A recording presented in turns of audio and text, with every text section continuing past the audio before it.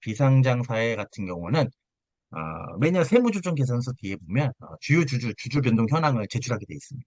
예, 여기에서 직전 연도 대비 올해 주주가 이제 50명 늘어나고 그 사이에 신주 배정, 신주가 발행이 된 걸 보면 둘 중에 하나를 한 거예요. 둘 중에 한 걸 한 거예요. 그런 부분에서 이제 물론 국세청과 금감원이 한가하지 않기 때문에 제보가 있어야지만 적발이 되고 적발이 되면 그 회사는 징계 맞으면서 이제 상장을 못하는 겁니다. 그리고 단주 모집. 그러면 이게 사람들이, 그러면 내가 처음 시작할 때는 우리 회사에서 발행할 때 한 명한테 아니면 5명한테만 100주, 100주, 100주, 100주, 100주 이렇게 회사가 발행하니까 이거는 5명한테 발행하기 때문에 회사가 5명한테 발행하기 때문에 50인 미만이니까 증권신고서를 제출하지 않고 신주 발행을 합니다. 그 대신 그 5명이 다음날 받은 그 이익들을 한 사람당 한 10명씩 뿌리는 거야. 그러면 벌써 55명이 된 거야. 그런 걸 방지하기 위해서 전매 기준으로, 전매 기준으로 단주 모집을 하는 겁니다. 단주 모집. 50인 미만의 모집에 해당이 되지 않더라도 발행의 1년 이내에 50인 이상이 자에게 양도 가능한 경우는 모집으로 간주한다. 뿌려버릴 수 있으니까.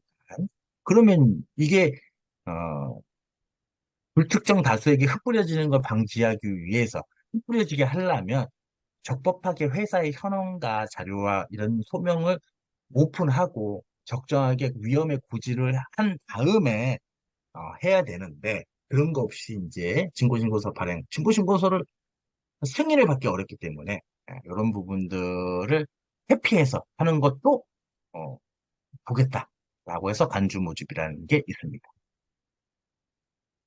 여기서 말하는 이제 투자 설명서 같은 경우는 이제 어, IPO 여기서 이제 보통은 이제 모집을 할 때 청약의 권유, 청약의 권유에 쓰기 위해서 이제 투자 설명서를 제출합니다.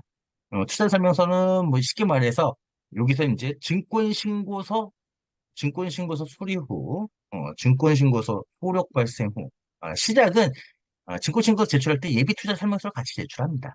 예비투자 설명서를 먼저 같이 제출을 하고요. 내용은 거의 증권신고서가 거의 비슷합니다. 내용은 뭐 똑같고요. 그 대신 IPO 같은 경우는 증권신고서 예비투자 설명서나 투자 설명서를 각 그 주관사 지점별로 몇 부씩 찍어가지고 이거 찍는 것도 한 2천만 원에서 3천만 원 정도 되는 걸로 알고 있습니다. 찍어서 이제 설명서 거의 우편으로 가죠. 주주 배정할 경우에는 싹 다 가는 거고요. IPO 할 때는 결국 투자 설명서를 제출하는 걸로. 예비 투자 설명서, 투자 설명서, 간이 투자 설명서, 내용은 대동소이합니다. 투자 설명서하고 예비 투자 설명서는 내용은 대동소이하고 간이 투자 설명서는 이제 광고 등을 통해서 이제 뭐 하는 그 요약집이라고 보시면 될 것 같습니다. 아, 그리고 예, 증권신고서는 많이 할 일이 없죠. 증권사 정도만 많이 하고요. 이거는 보통은 주식할 때는 증권신고서 하는데, 채권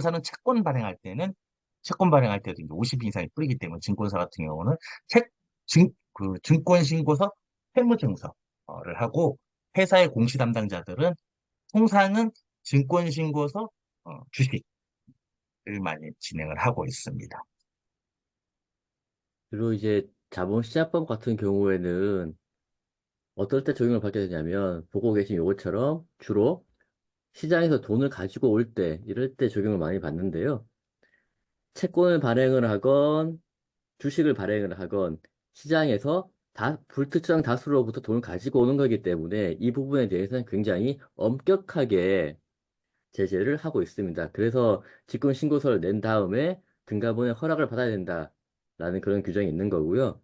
그리고 일반적으로 이제 우리가 많이 알고 있는 게 공시나 IR 그리고 여러 가지 일을 하다 보면 상법에 있는 내용 가지고 이제 회사를 운영하는 경우가 되게 많습니다. 그래서 상법하고 자본시장법의 차이가 있다면 상법은 법무부 소관이고 자본시장법 같은 경우에는 금감원에서 많이 관여를 하고 있고요. 상법은 어겼을 경우에 처벌하기가 쉽지 않습니다. 처벌 규정도 강하지 않고요. 어떤 이슈가 생겼을 경우에 주로 소송을 해야 손해를 본 사람이 소송을 해야 그 손해 본 거에 대해서 보상을 받을 수가 있는데 자본시장법은 그렇지가 않습니다. 금감원에서 워낙 강하게 제재를 하고 있기 때문에 자본시장법 어겼다가 금감원에 혼나면 뭐 약하게는 6개월 동안 발행을 못하는 경우가 있고요. 일반 회사 같은 경우에는 이제 발행할 일이 별로 없기 때문에 6개월 동안 발행 안 해도 상관없는데 예를 들어서 큰 회사들 SK만 하더라도 수시로 제, 채권 발행해가지고 자본을 자금을 조달을 하는데 6개월 동안 그 발행을 못하게 된다? 그러면 그게 진짜 큰일 나거든요. 그런 정도로 굉장히 강한 그런 처벌 규정이다. 그런 규정이다. 그런 법이다. 이렇게 생각을 해주시면 될 것 같습니다. 이, 우선 증권신고서를 담당자들 입장에서는 많이 해볼 일이 많지 않습니다. 저도 이렇게 뭐 한 몇십 번 해봤다. 아, 그거는 구라고요. 저 기껏해 한 다섯 번? 다섯 번도 안 될 것 같아요. 보니까. 그것도 몇 년에 한 번씩. 최근에도 이제 다른 회사를 하긴 하는데, 통상은 이제 IPO, 자기가 몸담고 있던 회사의 IPO를 할 때 증권신고서 제출을 좀 빡세게 하는데, 물론 이제 회사가 만들진 않고요. 그때 이제 주관사가 와가지고 이제, 증권사에서는 증권신고서, 예전에는 이제, 지금도 있죠. 지금도 증권신고서만 하는 친구가 있어요. 걔들은 이제 채권팀. 채권에서는 증권신고를 맨날 발행해야 되기 때문에 자기의 증권사에 그 증권신고서를 내는데 보통 IPO 할 때 회사에 그때는 IPO 팀에서 이렇게 같이 이제 그 친구들이 좀 증권신고를 잘 냈죠. 근데 그렇게 함에도 불구하고 요즘 트렌드는 기본적으로 무조건 두 번은 뭘 써서 내도 두 번은 빠꾸 먹어요. 맨날 그 증권신고서 넣어서 이렇게 만다고 해도 두 번은 계속 빠꾸 먹는 게 이 일입니다. 이건 뭐 어떻게 해도 금감원 형님의 마음에 그 합치되는 증권서를 본 적이 없어요. 한 번에 통과되는 걸 본 적이 없습니다.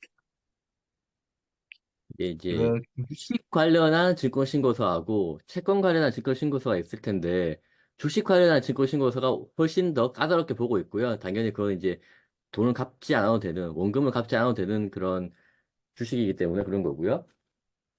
말씀하신 대로 증권 신고서를 수십 번 해봤다. 그건 거짓말이다라고 하시는데 채권 관련해서는 그럴 수가 있습니다. 채권을 많이 찍어내는 회사 같은 경우는 뭐 1년에 수시로 찍으니까 뭐 1년에 분기별로 찍으면 4번이고 한 다섯 번 찍는다 그러면 뭐 한 5년 있으면 20번 되네요. 가능한데 주식에 대한 증권 신고서를 뭐 수십 번 찍어봤다. 그거는 있을 수가 없는 일이고요. 그 정도 되면 한 회사가 아니고 수십 개 회사를 돌아다녔다라고 보는 게 맞을 것 같고요. 증권사 직원이 아니면 그럴 경우는 없습니다. 그렇죠. 네.